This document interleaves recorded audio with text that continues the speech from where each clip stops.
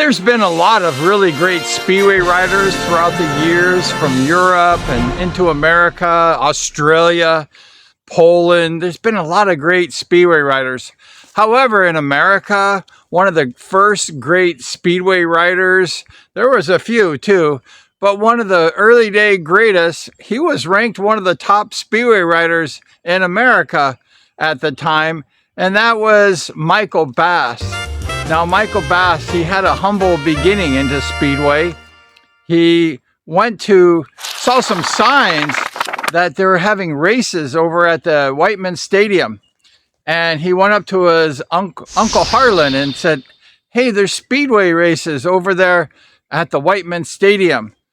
So, being a good uncle, rest in peace, he's passed away a few years ago.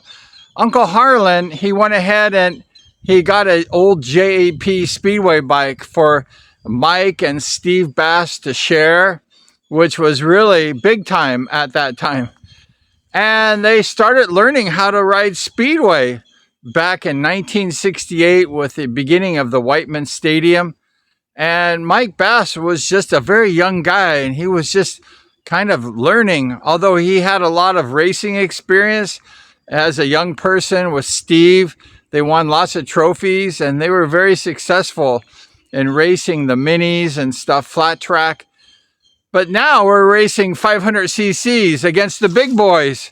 And Michael Bast was probably barely 16 years old, maybe 15. And, you know, these guys had it difficult, but they picked up fast, you know. And Steve was about a year or so older than Mike, so he had a little bit of a head start as far as physically.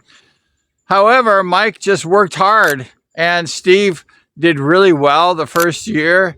And the second year, which was the first year at Costa Mesa in 1969, Steve Bast, he won the first United States Speedway Championship at the Costa Mesa Bull Ring. So Steve really progressed fast, and that didn't last a long time, because in the 70s, there was only 3 U.S. Speedway champions in the whole era of 10 years. And that was Rick Woods, he won 2. Steve Bast, he won 1 in like 74 or 75, like that. And Mike Bast, he won all the United States Speedway championships in the 70s. He won 7. Can you imagine that? Winning 70% of the United States Speedway championships in the 70s. And Michael Bast made a lot of money too. He was very successful. He literally had the first big win streak of scratch main events. He was pretty much unbeatable at Costa Mesa. And I remember as a little boy just sitting in the stands watching Mike Bast. He was winning all the time. I was kind of rooting for Rick Woods a lot, but Mike Bast, he passed Rick Woods, and Rick Woods could not pretty much catch Mike Bast because he was tearing it up. But the people in the stands at Costa Mesa, they didn't like Mike Bast, because I was sitting next to them as a little 12-year-old boy. And the people were booing Mike Bast because they just couldn't stand seeing him win over and over and over again. They wanted to see some new winners. However, that was not the case. Mike Bast dominated the Speedway scene. There was a lot of money that Mike Bast made in 6 months of Speedway. And he pretty much was the majority winner of the purses. He had that purse of a few $1,000s for all the riders for per night, plus the gate, which was 35%. And it was big money. I mean, it was huge money. And Mike Bast went from borrowing that JAP Speedway bike with Steve, his brother, from Uncle Harlan, to now dominating the world of Speedway at Costa Mesa in the 70s. He was incredible. And Mike Bast, he has a heart. He's a good guy. And he's still alive today. And we really honor, Mike Bast, his talent. But, he has a good heart. And Mike Bast was called the Machine because all he did is go out there and focus on winning. Now, in that day, a lot of the guys, like we just talked about Danny Becker, they partied and they had a good time. But Mike Bast was pretty focused on Speedway, on winning.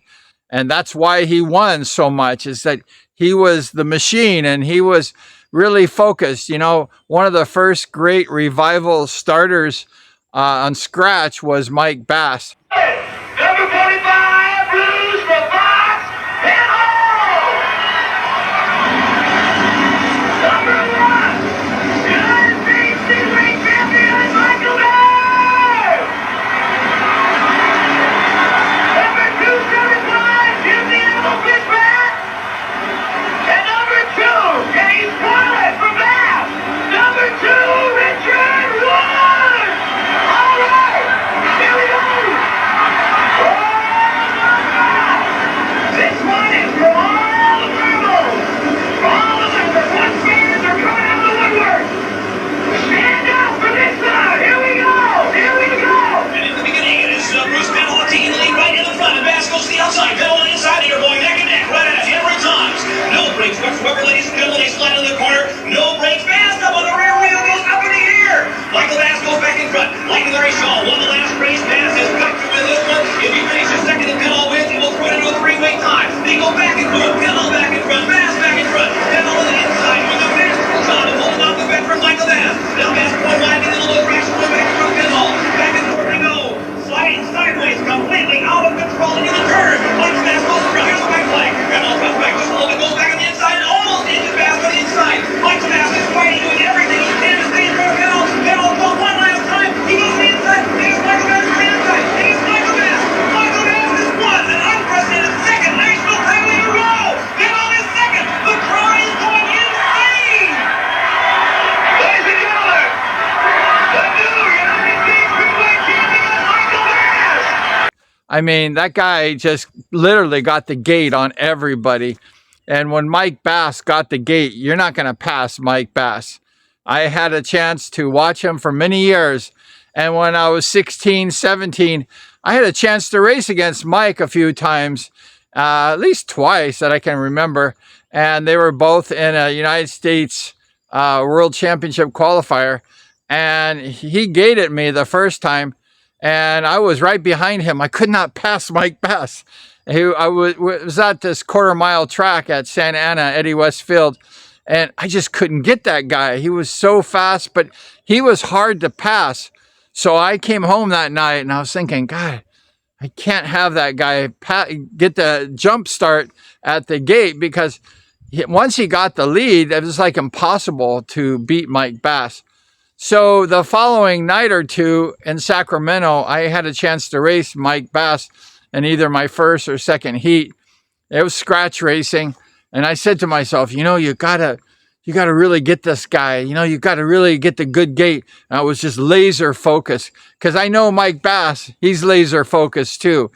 And I just really was focused. And when those tapes went up, you know, I went fast and I got the jump on Mike Bast, and he couldn't catch me. And I had beaten him on the track. And I was thinking, God, you just beat Mike Bast off the line. That was very good. It's very difficult to beat Mike Bast off the line. And I was thinking, God, and then I saw Mike Bast coming at me after the race. I was sitting down, taking a rest, because I was pretty tired. And Mike Bast, I was thinking, oh my gosh, he's going to yell at me for beating him because he's so good. And Mike Bast came up to me and said, hey, Brian, that was a great race. He said, what do you have in that engine? It's fast. You got a fast bike there. And I said, you know, Mike, that's a Jerry Fairchild engine, and it's fast. And it was fast. It was a JAP, and that thing cooked. And that thing was a flyer. And Mike Bast, he appreciated that. And I was happy he didn't yell at me. I was thinking, you know, Mike Bast is going to yell at me like, don't do that again. But he didn't say that. He was very appreciative of my fast motorcycle. But Mike Bast, he just had an incredible career. He just raced into the 80s. And he got a little, wasn't dominant as much in the 80s as he was in the 70s. But Mike Bast was getting a little older too.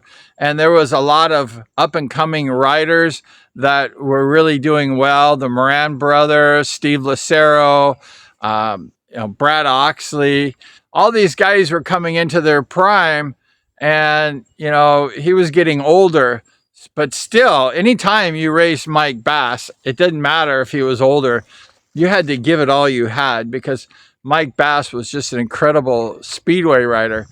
He was a talent that was generational. I mean, you have that talent kind of once in a generation, and Mike Bass, he definitely had that talent. He was so uh, gifted, like I said, they called him the machine because he was just like a computer machine. He was just incredible, and pretty much nobody knew like how to ride like Mike Bass because he was tutored by Ivan the Great Major at the Whiteman Stadium, him and a few of the Americans in '68. So Mike Bass was only like 16 at the time or so, and he just sucked it up. He learned from Ivan the Great Major, and he applied that, and he just became one of the most sensational American racers of his day. And Mike Bass was just incredible. And Mike Bass, like I said, he had a heart, and he would go home after the races and he would sometimes cry because he would tell his wife, Dee, like, why do people hate me so much, But Mike Bass was not like a charismatic person. He kind of didn't talk that much to the crowd. He was very businesslike. He wasn't like social like a lot of these guys, like Sonny Nutter and Bill Cody, and a lot of these popular riders. They were kind of like different, and they were more friendly and stuff. But Mike Bass, all he wanted to do was win, and Mike Bass, he won a lot. And I don't blame him for being so focused on winning and not being so involved with the crowd, because Mike Bass, he had that gift of focus and talent, and he had a great physique for racing speedway. He was strong, and he just literally was an amazing rider. He did some stunt work. I remember going to the Village Theater in Orange and sitting down. My mom was working there, and I was watching Freebie and the Bean, and I watched Mike Bast ride over a car with a trials bike, and he was just a sensational rider. He did lots of wheelies, I think, in the movie and stuff. But I was like, that's Mike Bass. I was just a young boy at the time. But it's kind of strange to be a young person, cheering for these guys and then having to race against them.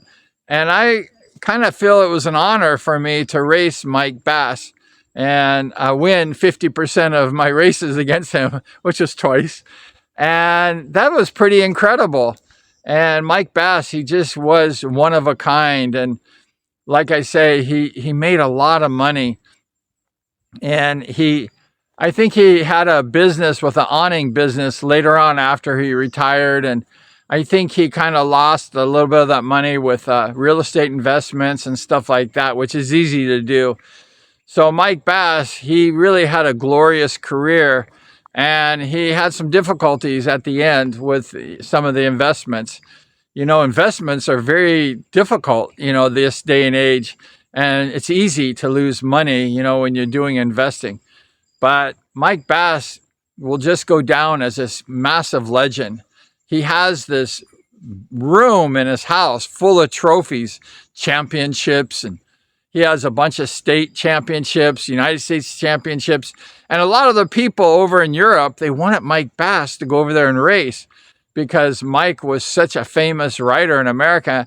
And all the fans in Europe, they knew about Mike, and they wanted him to go race over there against the great Ivan Major on the big tracks. But the problem was Mike was cleaning up in California, and he was making so much money, more money than he would have made in Europe. And Mike was all about the money, his wife, his family, all the good things, and convenience of being home. Europe is a difficult trip for a lot of Americans, living out of cars and traveling like crazy. So Mike just said, I'll just ride the local tracks and I'll make a lot of money racing locally. But Mike Bass will surely go down as one of the greatest United States Speedway legends of all time. There's probably three of the greatest riders was Mike Bast, Bruce Penhall, and Greg Hancock. Those are probably three of the greatest Speedway riders of all time. Then you have Scott Autry. You have a lot of really amazing riders. You have Dennis Sigalos. There's just so many really great riders that were wearing the red, white, and blue stripes.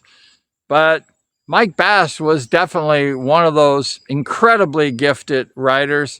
And when you raced Mike Bast, if you didn't put on your race face, he was going to beat you because he just was incredible.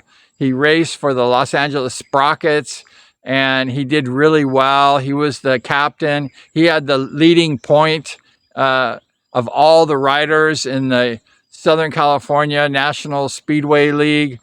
And he raced for the second place Los Angeles Sprockets with Penhall and Gene Woods. And they just were just amazing. You know, can you imagine a team with Penhall, Bast, Gene Woods, and they got second place? But the Bakersfield was good too, because they had Jeff Sexton, rest in peace. They had Dub Farrell, and they had Steve Nutter. They had a whole list of really great, Bert Harkins, and they had a really A team also up in Bakersfield. And they prepared the track for the local team, so they won a lot of heats, matches in Bakersfield. But it was just a glorious years of the 70s of Mike Bast. And he retired somewhere around the mid-80s. And he just will go down as one of the greatest Speedway riders in American history. And there's a few of them, too. It's not only Mike Bast. But to win 7 out of 10 United States Speedway championships in an era, in 10 years, will never be repeated by any Speedway rider ever again. And Mike Bast did that. So he will go down as definitely one of the most sensational riders in the history of modern day Speedway. And like I say, Mike Bast is still alive today, and he's living in Northern California with his wife Dee. And they're just both sensational people and great people also. But we want to give honor and thanks to one of the Speedway legends, one of the Speedway greats of all time in modern era of this revival of American Speedway. And he just was amazing. And who was that? We talked about him. That was the Machine, number 11, number 1. He wore number 1 a lot. And that was Michael Bast.